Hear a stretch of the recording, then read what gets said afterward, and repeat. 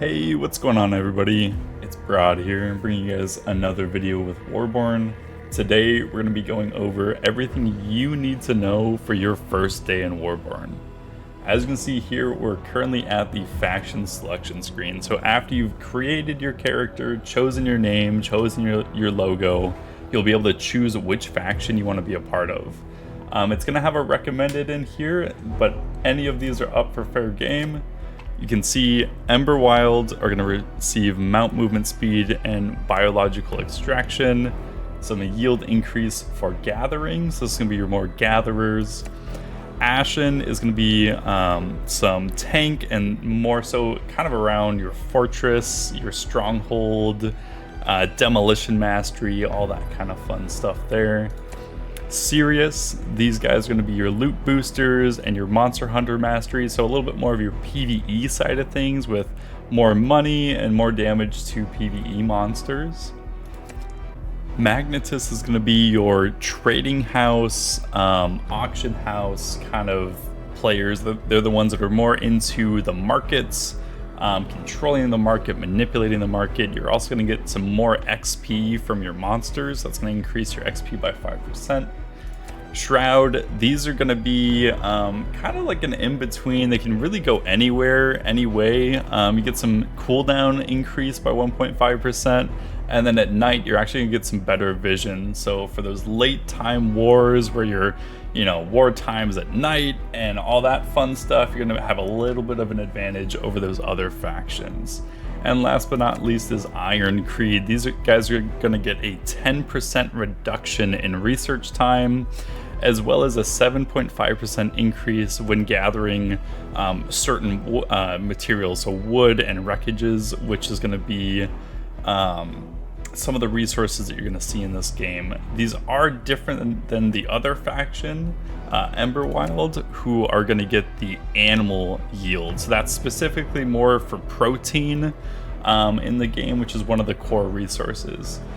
So what I'm going to show you guys is I'm going to go ahead, I'm going to choose Iron Creed for that technology research time. And after you choose this, there's going to be some dialogue that it goes through. It's going to pull you straight into the game. So I'll catch you guys when we're in the game. Alright guys, so here is what it looks like when you first land in Warborne. So on the right here, it's going to walk you to the tutorial. The tutorial is going to be the best way for you to get started on your playthrough with Warborne, and the best thing to really follow when starting out. So you'll see that it's going to have a couple different chapters as well as missions that you want to claim as you progress through those chapters. So right now our first mission is to get Starfall tokens and repair the driftmark. So to do that, we're going to be coming around here and we're going to have all these mobs and we're going to go ahead and just start killing them. Each mob is going to give us a couple Starfall tokens. So we got 14 from that one, and we're going to clear these out. So I'm going to go ahead and clear these out, and then I'll catch you guys back when we get those 80 tokens. Alright, so now that we have those 80 tokens, we're going to go ahead and come over here to our driftmark. We're going to hit G to interact with it, and we're going to spend those 80 tokens to build it. So this is the driftmark. In another video, I will go over a more in-depth explanation of what the driftmark is, all the features that come with it, but for now we're just going to keep following this tutorial. So we're going to go through, I'm going to keep following this. I'm going to show you a few more tricks when it comes to what you should really be focusing on your first day. So we already know that you want to focus on the tutorial. I'm going to show you a few tricks to kind of get through this starter zone faster, and I'll catch you guys back when I make it over there. Alright, so now we are at our first supply point. So supply points are going to be where we get a lot of our loot early game. It's even late game, you're going to use these to generate yourself a lot of those Starfall tokens that we use to buy various things throughout the game. As you can see here, I've gone ahead and equipped some biscuits, so these are going to help with my health regen as we start to clear this camp. So the fastest way, if you want to try to get ahead of the curve, beat out other players and become, just a dominant force and try to get those early game leads, which are always so important on a game's launch. What you're going to want to do is you're going to come over here and you're going to pull everything. This might seem scary at first, but I'll show you why we're doing this. you'll see around we have those little explosion crates. So we're actually gonna hit these while we have all those mobs together. And that's gonna hit and do a lot more damage than we're gonna be able to do at level 1. Everyone starts with this bow, so you're gonna kind of just trail them around. And you wanna make sure you're not standing in it, but make sure that you've got all the guys standing in it for you. Bring them over to this last barrel. Make sure that they don't unleash, because that's always bad. We'll hit this last barrel here. And boom, just like that, we're able to clear the entire camp in a fraction of the time it would take if you were killing those guys 1 by 1 or 1 by 2. So now we're gonna collect our loot, and just like that, we've already gotten a data fragment, a couple of these toxin coils, which are gonna be used for increasing our money. And then we also got some boots. So we're gonna go ahead and equip these boots here. It looks like these ones give us some movement speed as well as restoring our MP, which is basically our mana in this game. So now that we've gotten some more Starfall tokens as well as some loot that we can sell, we're gonna head back to our driftmark. You can either walk back to your driftmark, or if you hit P, it's a super helpful button that's called Quick Recall. So we'll go ahead and click this so I can show you what it's like. You can use this anywhere on the map to recall to your driftmark. The further you are away and the more loot you have on it, there is going to be an associated Starfall token cost when you go to use it. When you use that, it takes you back to your driftmark, gets you straight into your safe zone. So what we're going to do now, and this is the next really cool part, is we're going to go ahead and unlock the underground bazaar. So again, we're just following that tutorial, those tutorial missions. It's really gonna set you up for success in this game. So now that we've done that, it's telling us let's go ahead and go to the underground bazaar and take a look at what's in there. When we come down here, we're gonna see we have the trading house, and he's gonna welcome us as we walk up to that guy. The trading house is where you're going to go and buy all of your gear. So in here, we've got all of our currently unlocked gear, and each gear has different tiers. There's gonna be another video where I go over all the equipments and your gear and what all the other different parts are and how you can really build out your character, because in Warborne there are no classes. Your class is what you wear and what drifter that you're equipped. So what we'll do now is we're gonna take these toxin coils that we got, we're gonna sell them, we're gonna get a bunch of Starfall tokens to help us with our start. The other thing it says here is let's go ahead and buy a new weapon. So we get started with a tier 1 weapon. We're gonna buy a tier 2 weapon here to help us along. So we'll go ahead and equip that guy. This gives us a new ability, so as you go up in tiers, you'll slowly unlock more abilities for those weapons that you get to use. And now it's telling us, you know, we skipped the step by clearing that scrap post ahead of time. So cool thing with the tutorial is if you do steps ahead of it, it's gonna credit you that even though you're not on that step yet. So don't worry about doing other things if you're not following the guide to a T. It's gonna recognize that and help you out in the long run.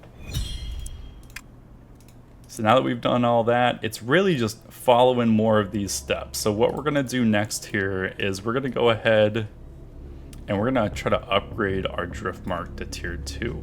This is gonna unlock some more cool stuff. Again, it's gonna be a more in-depth guide with the driftmark at a later time.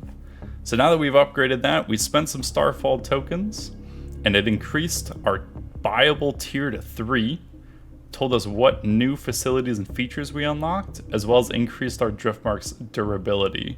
Yes, your driftmark can be attacked in PvP. So we'll get into that some more when I get to the driftmark video again, but for now, I'll go ahead and show you guys what we're looking at here. So now we're gonna go ahead and collect this, and this is telling us, let's go ahead and purchase a T3 or better helmet and try to level up to level 5. So since we have the points, we're gonna go ahead and unlock this extractor, and that's gonna be used at another time. I'll explain that later. And now we're gonna go ahead and just go kill a few more mobs to get our level up here. All right, so now that we're level 5, we're gonna go ahead and continue with this first day, first start sort of thing here. So now that we're at level 5, we're going to go ahead and get this next step done. So it wants us to buy a tier 3 helmet. So we're going to come in here. The only armor we have unlocked right now is agility armor. So I'm going to come in here and buy this level 3 hat. Put this hat on.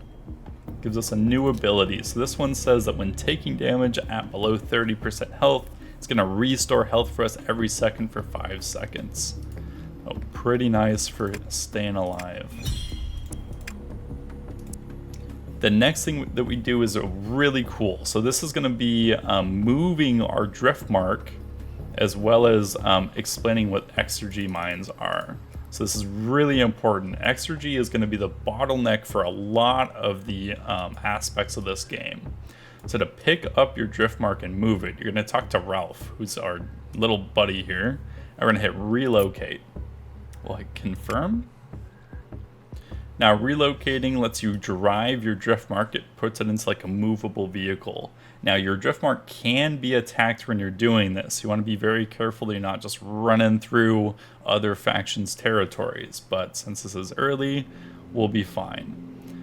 What we're going to do is we're going to take this guy up to the exergy vein, which is, you can see on that bottom right corner of my screen, it's that little red mine. So we're going to walk this guy up and over there, and we're going to set it up nearby. So E is to deploy. So as we get close to this guy here, we're going to deploy this just right here. And that's going to start automatically setting it up. So the next step that we have here is to defeat an exergy vein guardian, mine from the exergy mine, as well as collect more exergy to upgrade to tier 3. So the first step is to come over here and fight this guy. So my biggest tip I can give you is, yes, it's a level 10 and that seems scary at first, but it is entirely doable at this early level. Those biscuits that we talked about equipping earlier to keep your health up, in PvP or PvE, when you're attacking mobs, you're not going to lose that health regen, whereas in PvP you will. So you can pop this health and still be healing the entire time that you're fighting this mob. And then with the starter weapon, when you get this little scatter shot, the closer you are, if you hit them with all 3 of those bullets, they're all 3 going to do damage. So I definitely recommend being a little bit closer to try to take this guy down before he takes you down. We're going to keep killing him. And then as you get low, you also should have that chest piece that we got earlier in the game. So we're going to go ahead and use that to heal up a little bit. Using all of these tools are going to help you be able to kill this guy and make sure that you can keep progressing. So that exergy mine there is really what we're looking for. And if you want to get super quick with it all, while you're killing this guy, you can actually start mining before he's dead. And then that way your little guy is going to run out and it's going to start collecting that exergy as well as starfall tokens for you. So now we can come back over here. We'll see we've already relocated the driftmark. We've started gathering and we killed that guardian. So it's going to get us ahead here. And now the next step is to get that 90 exergy we need to upgrade to tier 3. So our little robot here is going to do its own thing. You don't have to touch it. There's no collecting. It goes automatically into your inventory. So that's what we built the extractor for. And anytime you come back in, your little Ralph is going to heal you as well, which is pretty cool. So if you come over here, you can see your mining rewards per hour. So we're going to get 750 exergy and 13,000 starfall tokens per hour. Intervals is how often it's coming back to give you a percentage of that. And so we're going to wait these 10 or more seconds here, and we should have enough to upgrade to tier 3.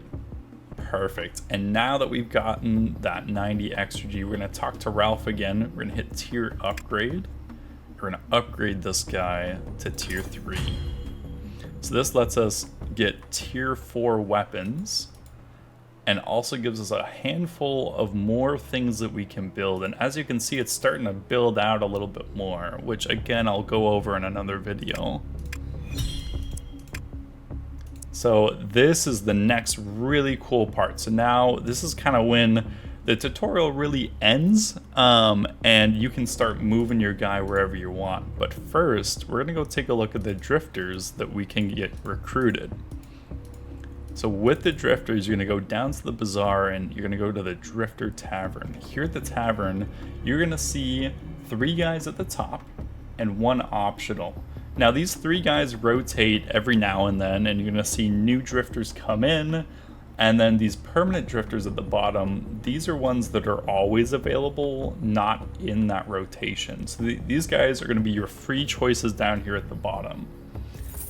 For me, I personally like playing a ranged caster, and so we have 4 options. The little symbol here is more your caster players, so they're going to scale higher with intelligence. If we look at their details, we'll see here that intelligence is at a 3.1 per level versus the others are at a 0.5. And so that's really the difference with all of them. Those stats are going to help you kind of tailor your build towards what you want to do. Each drifter has their own special abilities. So we can see here that Shadowseer has Shadow Cascade. Shadowseer also has Umber Resonance. There's a bunch of different options. So what we have is, this is more of like, as it says here, support and area damage. This is another support character. This is going to be single target, and this is another support, but also area damage. I personally really like Raven, especially if you're a solo player or you don't quite have a group figured out yet. Raven's really good. You've got this self-heal that kind of scales with your magic damage and does damage, as well as this guy here that's going to do an AoE debuff, and then also slows and reduces some damage, so it's really good for being that kind of solo player. So what we're going to do is we get our free recruitment, one-time recruitment, and we're going to pick up Raven. So now that we have Raven, it kind of goes into our drifter bank, is a way you could call it, which can be adjusted by going into your inventory. So now that we've got that, we're gonna go to our inventory, which at the top here is C to see our character. If you're in your drift mark, you can hit this little arrow and switch between your drifters. It's gonna do a small channel, and now you can see that we've swapped to Raven. So this is just another really cool feature with this game that really helps you build out what you want to do and what your character wants to be, what your build's gonna be, and all that fun stuff. Great part is when you complete chapter 5, you unlock your mounts. So your mounts can just be equipped by hitting Z, and it's gonna mount you up. Your mounts are going to move at a slower pace for a few seconds, but after you've been running for a little bit, you'll see some little dash lines behind you as you start to sprint. So it's another feature that you can't just mount up and run away from someone super quick. It takes a little bit to charge up, and you know, when you're doing those PvP encounters, you have to be really careful of when are you going to mount, trying to stop people from mounting. If you get hit while you're in that sprint phase, you'll see that the sprint's going to drop. So it's always important to dodge those mobs and dodge enemies, otherwise you're going to lose your speed.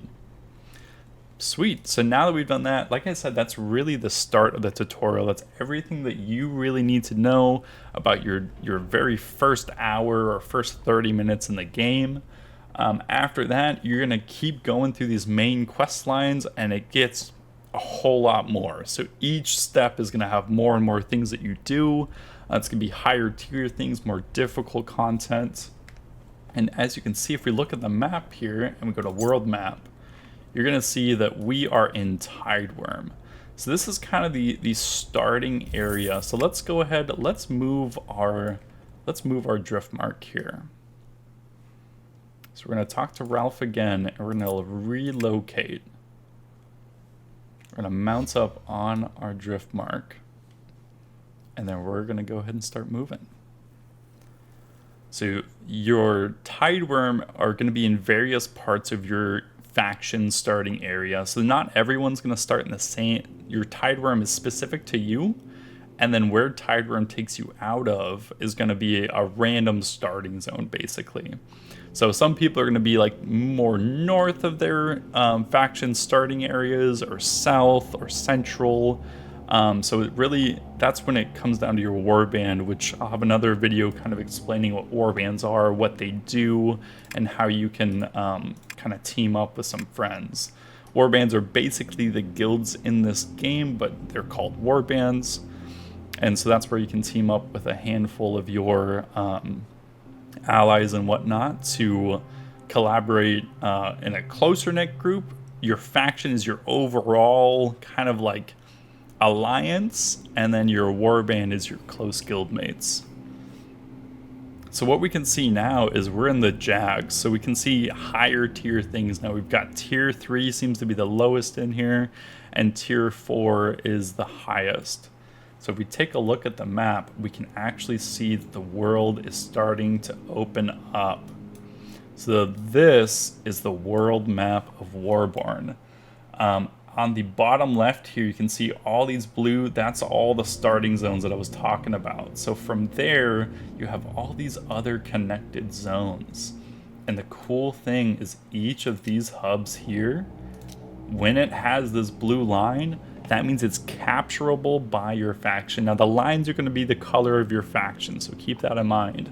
But these are how your warband can make a difference and start grabbing those season points for the end of season ranked rewards. So that's really what it comes down to, is you're going to have to plan with your Warborne the path that you want to take to get towards the center city, or maybe you just want to sit on the outskirts. Maybe you don't want to go for that crazy center fight. Maybe you want to go fight some other people. And so that's really the fun part with this game, is that you have all these different capturable cities, some bigger, some smaller, some harder, some easier. So there's content really for anybody in any size. Welcome to Warborne. I hope you guys enjoy this game as much as I have. I was able to play a couple beta tests, and I'm so excited to have everybody come into this game. And it's really going to be a really fun MMO RPG. And if you guys are anything like me, that is a player that has enjoyed MMOs for many years now, you're going to have so much fun playing this game. And I'm so excited for everybody to jump into Warborne. So thanks again. I hope everyone found this helpful and informational. If you have any questions, leave a comment. I'll try to get back to you and answer those questions as they come up. But for now, take it easy, and I will talk to you guys soon. Peace.